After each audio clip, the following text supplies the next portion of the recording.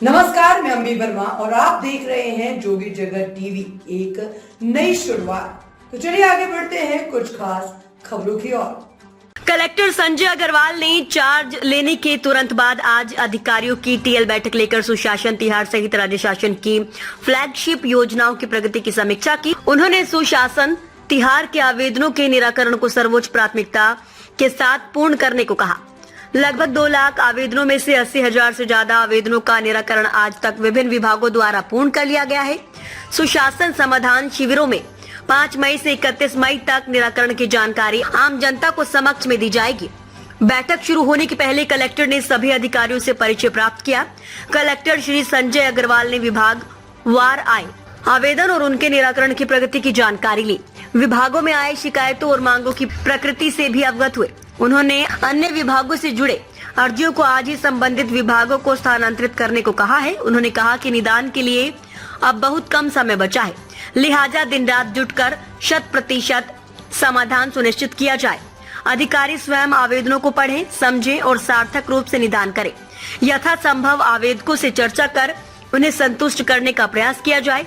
गुणवत्तापूर्ण निदान से समझौता नहीं किया जाए। उन्होंने अफसरों से कहा कि आवेदनों की समीक्षा से अपने विभागीय कामकाज में सुधार का मौका मिलता है। श्री अग्रवाल ने कहा कि यदि कोई मांग सरकार की वर्तमान संचालित योजनाओं की नॉर्म्स में फिट बैठता है तो उसे तत्काल स्वीकृति देकर उन्हें लाभ दिलाएं।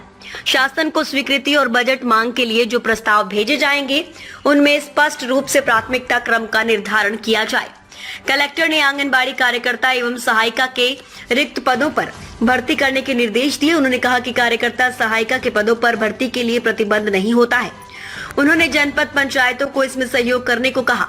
कलेक्टर ने सभी एसडीएम को अपने अनुविभाग में सुशासन, तिहार के आवेदनों की प्रतिदिन मॉनिटरिंग करने के निर्देश दिए हैं। उन्होंने श्रम विभाग को मिले आवेदनों की जानकारी लेकर श्रमिकों को शासन की योजनाओं से लाभान्वित करने के निर्देश दिए।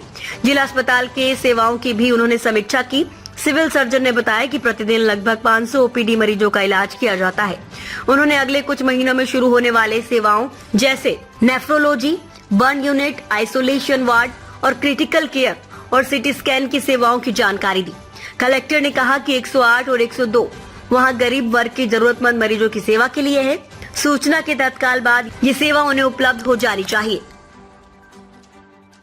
ताज़ा खबरों से जुड़े रहने के लिए हमारे चैनल को सब्सक्राइब करें और बेल आइकन को दबाना ना भूलें ताकि हर खबर की नोटिफिकेशन आपको मिलती रहे।